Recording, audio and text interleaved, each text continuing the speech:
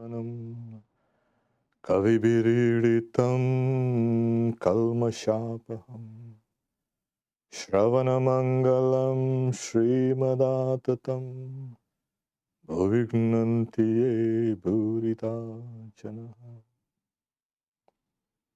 Thy words of immortality, praised by sages, that destroy sin and the threefold miseries of life. Those who spread thy words are the benefactors of this world. The Gospel of Sri Ramakrishna, we are on page 108. Sri Ramakrishna is continuing his teaching to the great Pandit Ishwar Chandra Vidyasagar. He concludes his teachings from the standpoint of jnana, standpoint of bhakti, devotion, and again karma. He's concluding this with his specific teachings of how one ought to work. He says, there's gold buried in your heart, but you are not yet aware of it. It is covered with a thin layer of clay. Once you are aware of it, all these activities of yours will lessen. This is telling us, there's no gold buried there. Yeah. It's that great treasure that's there. And that treasure, which is worth dying for, is called the Atman. And it's covered by clay. Yes, we have hundreds and hundreds of past thoughts, present thoughts, future thoughts, because the past gives rise to the present and this will impel you in the future. And then we have the body, and then we have the subtle body, and we have so many other bodies. So all that glory of the Atman is, as it were, covered up. And he said, once you are aware of it, all these activities of yours will lessen. All this idea that I am the doer. Sri Ramakrishna says, I am the doer. That is ignorance. God is the doer. That's knowledge. And in the previous, sentence, he has spoken about he looks after his creation. She looks after her creation, etc. Once this idea that I am the doer gets diminished, you become aware of that Atman.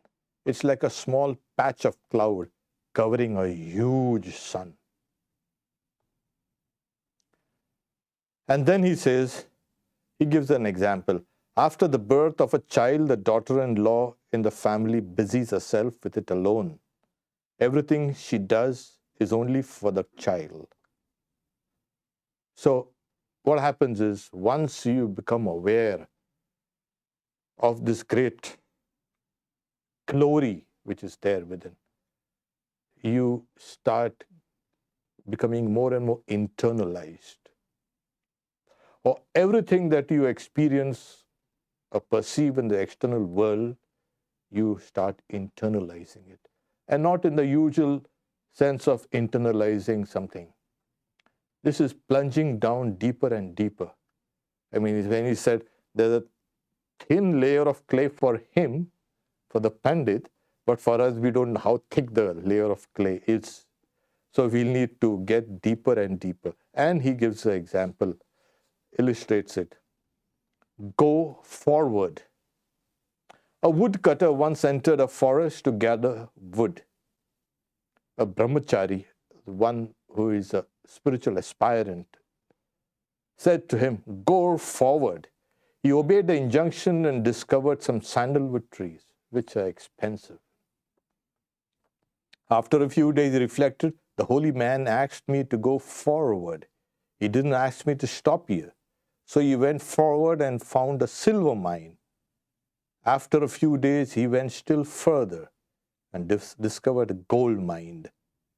And next, mines of diamonds and precious stones. With these, he became immensely rich.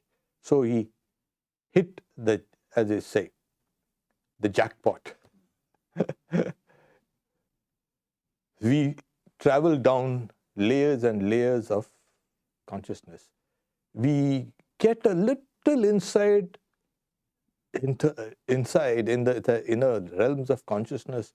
We see a vision or we see something and and we are so excited and we are so elated and we are so, this is it. I've got it. No, you don't have it yet. So a little psychic phenomena, a little something. So he says, here, go forward. And then you're not told to stop there. So in the yoga philosophy, we find these various levels of samadhis. I mean, some of these samadhis, you might spend a lifetime attaining this.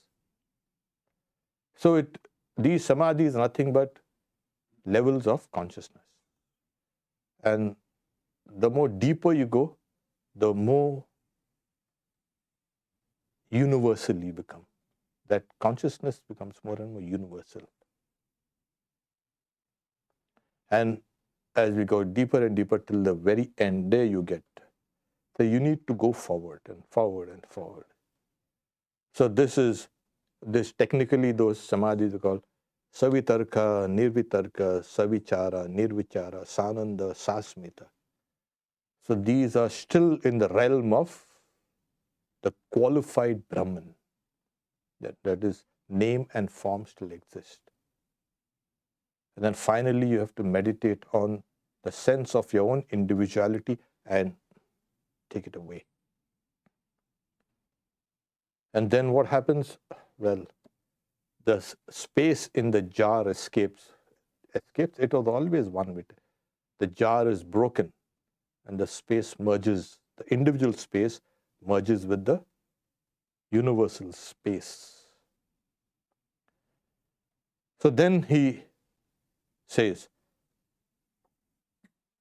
through selfless work, love of God grows in the heart.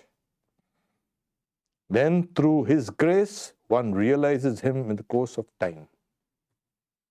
Like in the Bhagavad Gita also, Kalena Atmarivindati. In time you will attain the Atman. It's just that you need to strive. Is it necessary? Oh yes. Every spiritual aspirant has to work hard to get into those spiritual realms. Nothing is easy. There's no shortcut, of course. So this idea of selfless work, the technical word is nishkam karma. Karma, nish, without, karma, without desire. Without, when you have the idea of an ordinary self, the ego, you always have a desire to do this and do that. Once the ordinary idea of the ego is pulled out, then your work becomes selfless.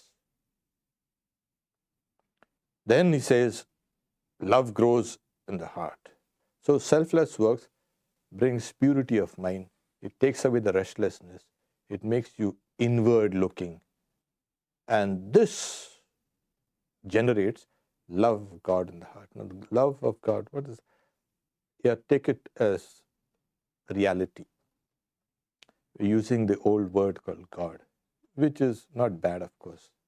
But people have different ideas about this word. So take it as a reality.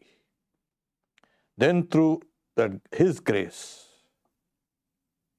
is it possible that, yeah, because the Upanishads also says that Yame Vaisha Vrinute Tena Labhya. So the Atman becomes gracious to one who is striving, one who has kept herself or himself away from evil, one who is striving diligently, and the Atman becomes gracious.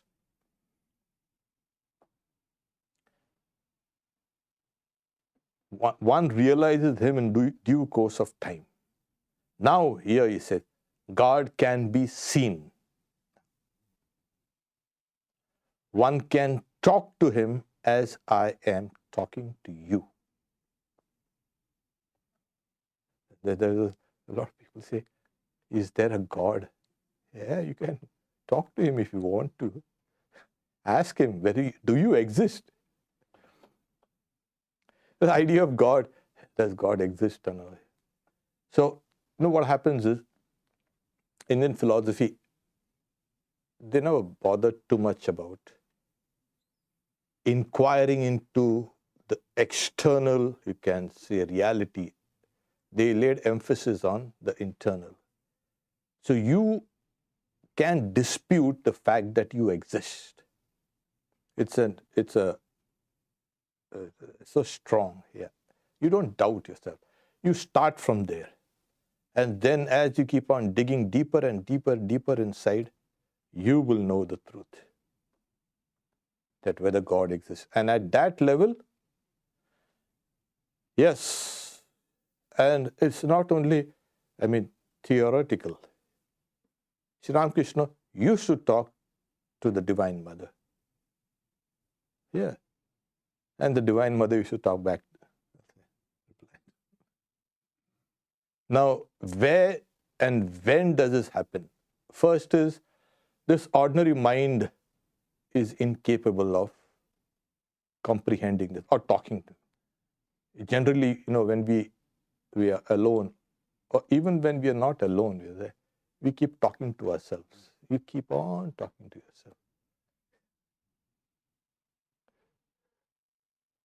Now, is something like that, or can I kind of talk? Some time back, there's some book we are discussing, some God conversation or something like that. Conversations with God. I dismissed it off. Another kind of hocus pocus. It's not only Sri Ramakrishna. Most of his disciples, both householders and monastics, I think they used to see God. Take, for instance, when Swami Vivekananda was in straitened circumstances, Sri Ramakrishna, go and ask your Kali, all your troubles are because you've not accepted her. And then he goes and sees, oh my God. All this while, he thought it was just a kind of a statue. And now, Gopal's mother, she used to converse. And not only that, the deity was so tangible that the baby Krishna used to sit on her lap, mount on her shoulders, tug at her beads, her rosary, etc. He was mischievous, like when he enacted his play as Krishna in Vrindavan. So this happens when the body and the mind has become so purified, your subtle body has become so purified. It is called, Sri Ramakrishna calls it the Bhagavati Tanu, the body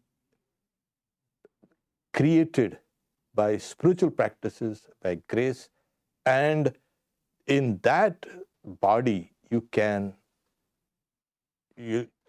change your center of gravity from this. You get into that, and there you can see these things in the state of bhava. So those visions are different from the ordinary visions that people have, who had a vision, somebody came, somebody flew past me. Those are very low grade kind of vision. This is what it is. You can talk. Now, of course, Sri Ramakrishna is mentioning is obviously it's a personalized God, personalized aspect of that impersonal Godhead. So he's saying, one can talk to him as I am talking to you. This removes off all doubt whether God exists or not. In silent wonder, they all sat listening to the master. It seems to them that the goddess of wisdom herself, seated on Sri Ramakrishna's tongue, was addressing these words not merely to Vidyasagar, but to all humanity for its good. The goddess of wisdom is Saraswati. So they say that she dwells in your heart and she dwells here also. And she speaks words of wisdom. So it was evening and the master was about to leave, etc. This section of the gospel is nothing but he is inviting Vidyasagar to Dakshineshwar, and Vidyasagar did promise to visit him, but he never did. And Sri Ramakrishna was saying, he said he would visit Dakshineshwar, but he didn't. In this age, one must adhere to truth. And this is the tapasya, he's saying. Tapasya and the austerity, or the spiritual discipline in this age. You stick to truth, saying you will attain the highest.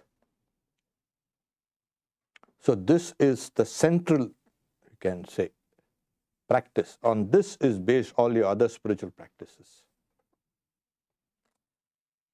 And then just before leaving, they were conversing, and then as they left, he met Balram Bose, another devotee who had come to meet him, and Sri Ramakrishna left for Dakshineshwar. Chapter 4, it's August 13, 1882. The master was conversing with Kedar and some other devotees in his room in the temple garden. So those who have seen pictures or been there will see that a small room at the end of a long series of, you can say, it's a corridor, long series of corridor at the end. It was, from there you could see the Ganges as well as the temples also on the other side. Kedar was a government official and a friend of Vijay Krishna Goswami, and they had spent several years at Dhaka in East Bengal before the partition of India. So it was there. The two would spend a great part of their time together talking about Sri Ramakrishna and his spiritual experiences. Kedar had been once a member, and he followed the path of bhakti. Spiritual talk always brought tears to his heart. Then we started. It was 5 o'clock in the afternoon. Kedar was very happy that day, having arranged a religious festival of Sri Ramakrishna. A singer had been hired by Ram, and the whole day passed in joy. The master explained to the devotees the secret of communion with God. Master, with the realization of sachidananda, one goes into Samadhi. Then duties drop away. Suppose, and again he illustrates this particular teaching. Suppose I have been talking about the Ustad. Ustad is, in some circles, a teacher of music is called a Ustad. And he's a maestro, you can say. In some circles, that maestro is called a pandit, one who teaches. It's another name for guru, Ustad. I've been talking about Ustad and he arrives. What need is there of talking about him then? How long does a bee buzz around? So long as it isn't sitting on a flower. But it will not do for a sadhaka to renounce duties. He should perform his duties such as worship, japa, meditation, prayer, and pilgrimage. According to him, these are the duties. It's not going to the office. These are my duties. Of course, these are secondary duties. Your primary duty is this. First, to yourself. And then for the things of the world. Oh, you got to live in this world, okay. But there you got to work in a way that you work, at the end of the day, you come and offer whatever you've done as offering to the Lord. Whatever I have done, what I have said, what I have thought is yours. Then your day-to-day activities becomes also a form of worship. So this is what he says. Worship, japa, meditation, prayers and pilgrimage. So whatever you do throughout the day, this is what actually is, you cannot give up. There are some people, after a couple of years of practicing meditation, nothing is happening. Then they give it up. Oh, no, you can't. You've already proceeded quite a great deal. And to give up is foolishness. Sometimes we meet with kind of some obstacles, and it thwarts all our attempts. We push and push and push. I mean, not outside, inside. But there are means and there are methods and there are techniques how to enter in the inner realms. So once you know them, once you're cognizant of them, then it becomes easy. There are so many stories. Like you can't, how long will you take to cut a tree with a blunt axe? It's better you sharpen the axe, give that time to sharpening the axe and cut it down. So that is one of the, you can say, methods. So, so let's go to the first one. With the realization of sachidananda, one goes into Samadhi. Samadhi is the people sitting down and, oh, he's in Samadhi. Samadhi means ultra concentration. Sama, same, dhi. When the intellect, which reflects the Atman, consciousness, has become perfectly still. And the illustration in the Bhagavad Gita also used, it's like a lamp kept in a windless place. So the lamp becomes steady. Keep a lamp, lighted lamp, of course, in a other place. There's a slight hint of breeze and it will shake. So when it shakes the intellect, it throws off these pictures of the world outside. Throws off duties, the sense of I and the world and the interactions. But when it is still, it reflects that consciousness. And that's what is Samadhi. The word dhi is the purified form of the buddhi. Buddhi is intellect. The Buddha, buddhi, bodha, to attain that state of Buddhahood. So, with the realization of Sachidananda, so is existence, consciousness, bliss. This is the indicatory marks for the reality. So it is existence, it is consciousness, it is bliss. There are three things. That which is existence is consciousness, and that which is consciousness is bliss. People think there are three separate things joined together with a hyphen. They are not three separate things. So people say, what do you get in this consciousness? Oh, it's bliss. And this bliss cannot be described. The Upanishads say a particle of this bliss of Brahman is what sustains the entire world. Just a particle. Imagine you get a whole. What are you going to do with it?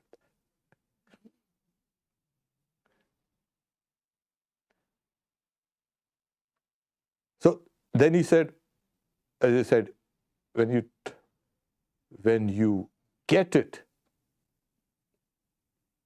what do you talk? What do you talk about? Nothing. There are so many stories, There was one Swami who was saying, have you realized God?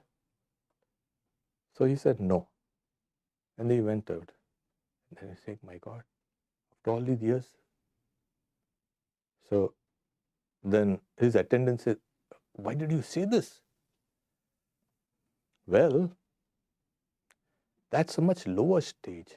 You see, the higher stages, you become one with it. And then you can't describe that which is beyond words and mind. It's an experience that you get, and then, like I said, you get into Samadhi. And this is a constant state. It's not that you have to close your eyes and then sit down. That's a different thing. You constantly are in that state of absorption. There are times when the absorption becomes feeble, you revert back to it. So what do you talk, and with whom do you talk? Say, how was your day? There is no day and night for me. And this day and night business, that's an illusion. Oh, it's a day, it's night. That's okay. The structure of this solar system gives you the idea of day and night. What day and night is there? What sunrise and sunset is there? There's no such thing as sunrise and sunset. What's this? In Vedanta, it's called pratibhasika. That is illusory. It's the structure of the external world itself. Like there's no color outside, but you're seeing color. Well, who's going to be blamed for that? So that's pratibhasika. That's the illusory nature of the external world. And yet we see everything as. So all those things disappear for this person. Because the person is in the realm of super consciousness. That's what it is. So we have the ordinary consciousness and we have the super consciousness, which of course has many layers. So as he said, what need is there of talking about him then? How long does the bee buzz around? So long as it isn't sitting on a flower. But it will not do for the sadhaka. Sadhaka is one who practices sadhana. Sadhaka is the practitioner of spiritual discipline, sadhana.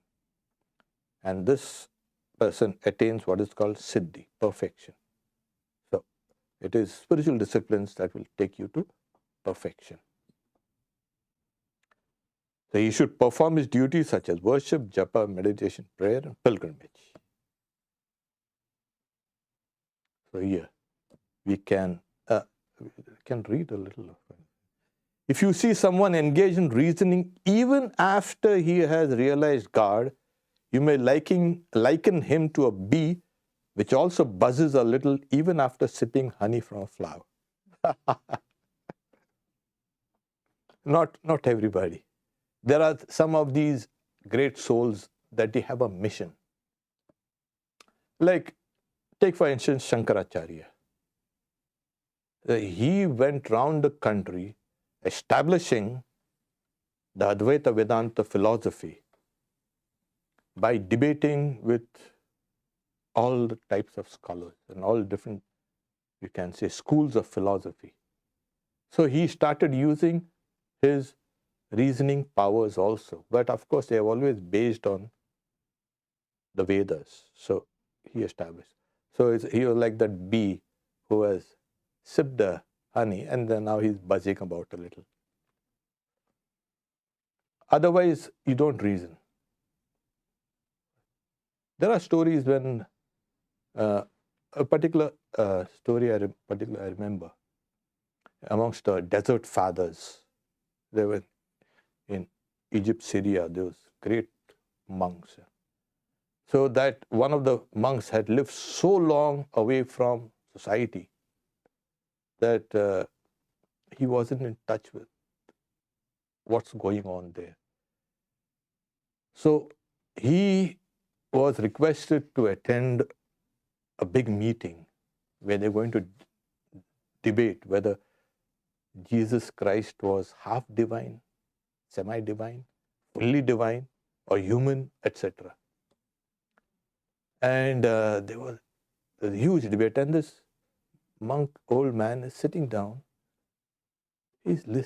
He can't even comprehend half of what these guys are saying. Forget the subject matter.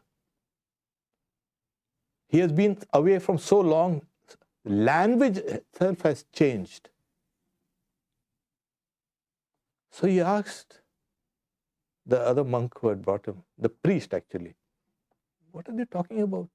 What are you discussing with such vigor? Saying, they are discussing this, whether Jesus Christ is semi-divine, a quarter divine, fully divine, human, etc. So he stood up, he had a staff. He slammed it on the floor. He stood up and said, I have seen God. And the debate was over. He is divine. So this is what, you want proof? This is what is. What are you debating? This is the proof. So we are talking about, there are two types of literature. One is the deliberative. It's called a vada. They use logic and reason and, the 6 ways of knowing in epistemology. And there are those who say, I have seen God. Vedahametam purusham mahantam. I have known that mighty, you can say, universal man, person, shining like the sun beyond all darkness. This is the declaration. I have seen. What are you talking about? And then this. So the first stage of reasoning is that deliberative here. But after you've seen that, you want to express it because there's an experience and there's an expression. And you want to express that in terms of philosophy. So this is what happens with these great philosophers. And all philosophers are not just having these, they have hold the chair in philosophy in so-and-so university, not those. Philosophy in India philosophy means love for knowledge, love of knowledge, philosophy. It's nothing to do with love for knowledge. It is, in India, it's called darshana, to see. So these systems will enable one to actually see. To see is to realize that. So once you see that, okay, this is what it is, then after the experience, you express it. And there are some who will express it through poetry. A lot of mystics, they express it through poetry, to songs. And there are some who will use the means, the logic.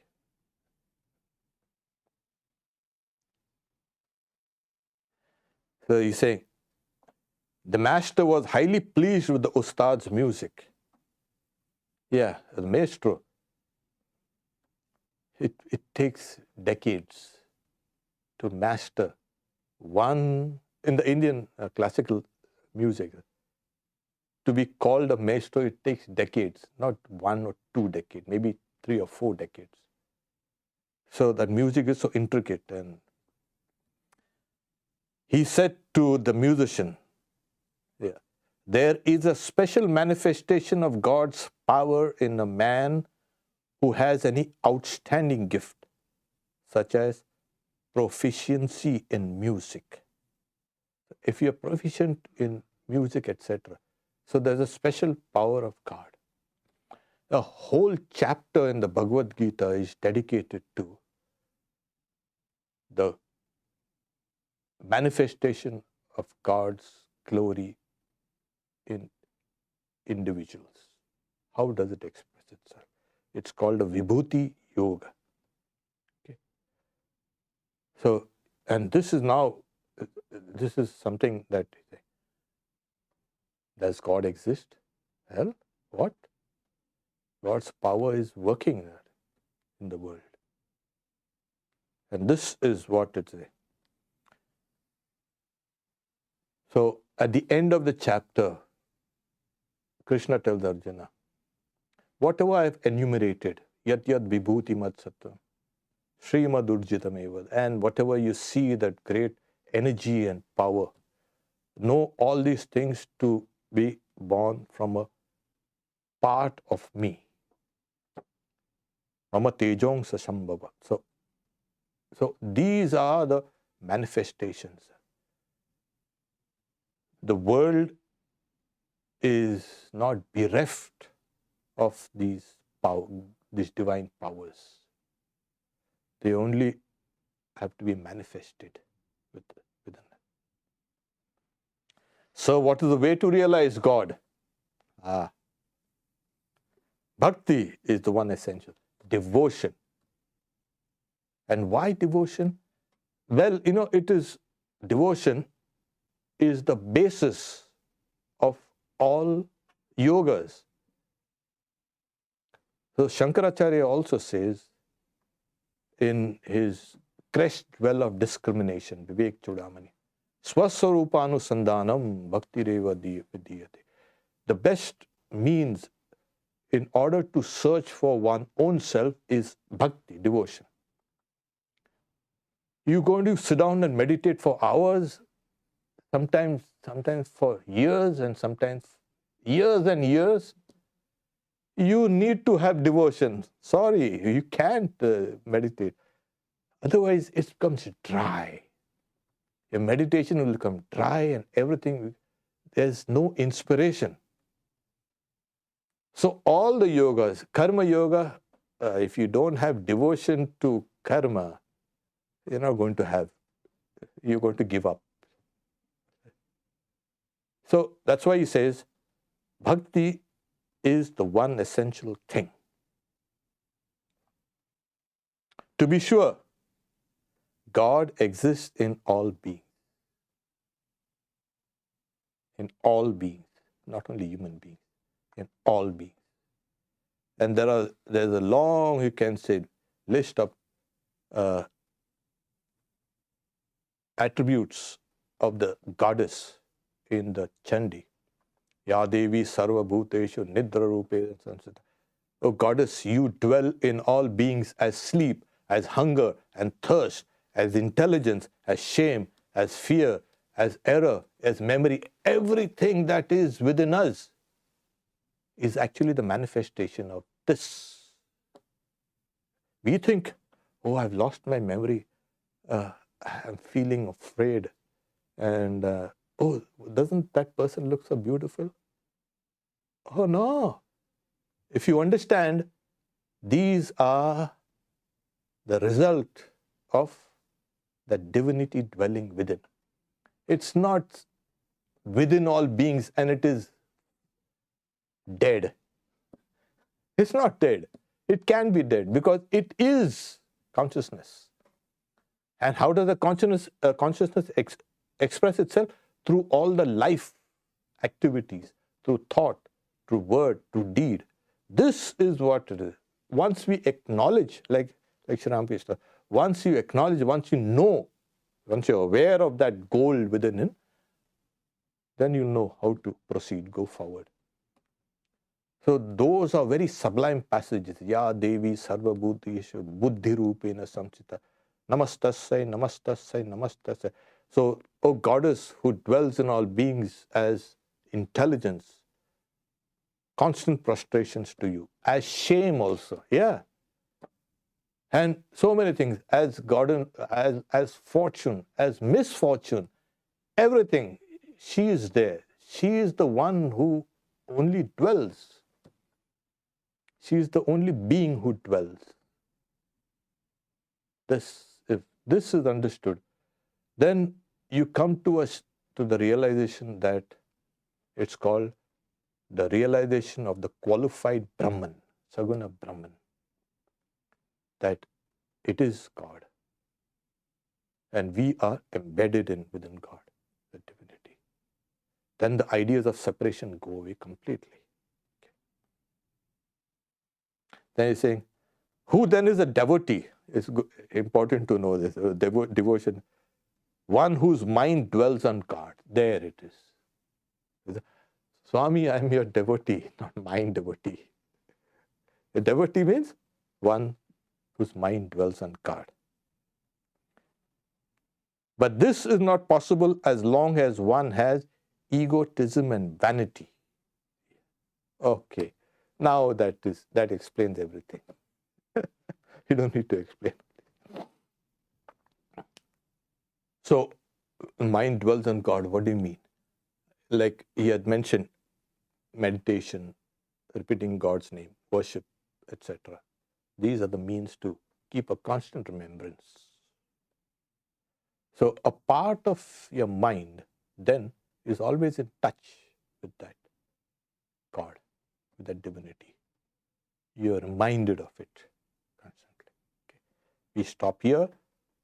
For questions, if they are, we'll take the ones online. Namaste. All cannot visit Kashi or Rameshwaram every year. What are the pilgrim places for us in the USA? Well, these the Native Americans, they had all these, sacred mountains and rivers. For them, everything was living. So you could visit some of those places, not as a tourist, but to feel the power in those places. Okay. And which, we are talking about environmentalism and this and that. After destroying the whole thing, you're talking about, let's save the whole thing. What are you going to do about it? These are the people, and this is the way. How are you going to save the environment? It's sacred. So the ancients, they understood this. In every culture, they had these kind of, the river, there was a certain glade in the forest which was sacred, and the sacred groves, and the rivers and streams and certain trees. But I'll give you an idea. You don't need to Kashi or Rameshwaram. A temple represents the universe in a microcosm. Okay, you go to any temple. And I'll give you a better. Your body represents the universe in this microcosmic form. And there are scriptures which delineate that all the places of pilgrimage are within you. You don't need to go out anyway. All the Kashi and all the Pravas, all the Rameshwaram is there within you. So there are maps also. If you could go to some of the sites, and you'll see the different parts of the body have the different sacred places. So instead of going out, yeah, it has its uses, but those things should be able to awaken those inner pilgrim centers within you. That helps. So always remember, you are a microcosm of the world. And it is true, we are a microcosm. What is out there is here. What is in here is out there. It cannot be two things. And Vedanta has always dismissed the idea of two things. You are separate and the universe is separate. Yeah, really. Oh. You won't be able to live even for a second. You got to eat, you got to breathe, you got to do all these things. If you had any kind of separation between you and the world outside, you would be a dead duck. Own heart is the best. Okay. Yeah. That's so in the temple, we have the sanctum sanctorum. You have all the sacred places in the temple. But there's one place, it's called a sanctum sanctorum, this holy of holies. And you know, in our Vesper hymns we sing, come to the heart's black cave and illumine, thou light of the light. It means this. That's the sanctum sanctorum, your own heart. And there dwells the Atman in all its splendor.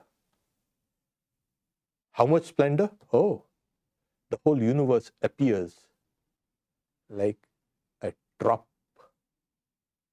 of water. So vast is this Atman, the glory of this Atman. Yeah, it's like you take all the Pacific Ocean and the Atlantic Ocean and all the Indian Ocean and whatever, all the oceans together and combine all of them. How much water? Plenty of water. And so if you take that as the extent of the visible reality, what are we? What is the world? And what is everything else? Just a small drop of water. You know, I remember seeing Carl Sagan's, you can see those Cosmos. And in that he's saying, it's called a pale blue dot. Look at this earth, the huge thing. Really? Are you crazy? It's just a pale blue dot, just a speck. And their kings and generals and priests and prelates have come and fought over this land, saying that this is mine, this is yours. What? On this small speck of dust? What's happened? So the reality is like something like this. It's vast, it's huge.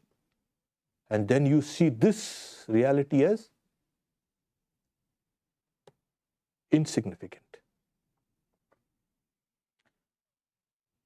What advice do you have for a householder who wants to enjoy bhakti all the time when daily life still needs to be taken care of? Oh, you can, of course. You want to enjoy bhakti, you can all the time. Keep a constant repetition of a mantra, and then it goes on and on and on. Or become aware of your breath at times, not all. And when you're engaged in a work, put your full attention to it. And then when you don't need that particular attention, and then you can start mental repetition, or becoming aware of your breath, or just quietly closing your eyes and trying to reflect on on the reality. That is the way.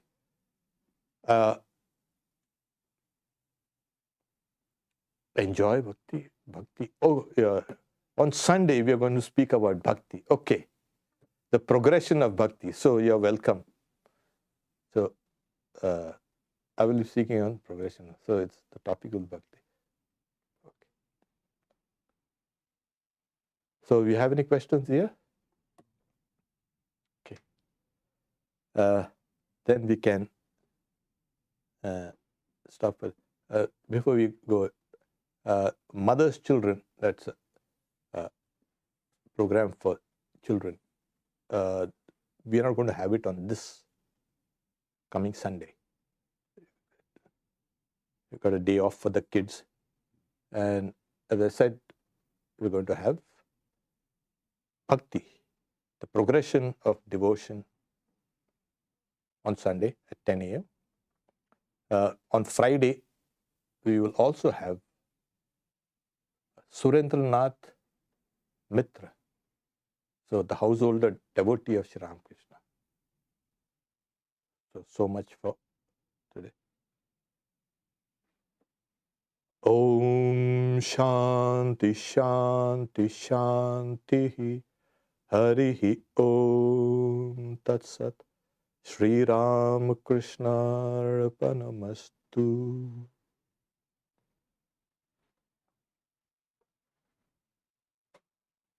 If you still have any questions, I'll be there.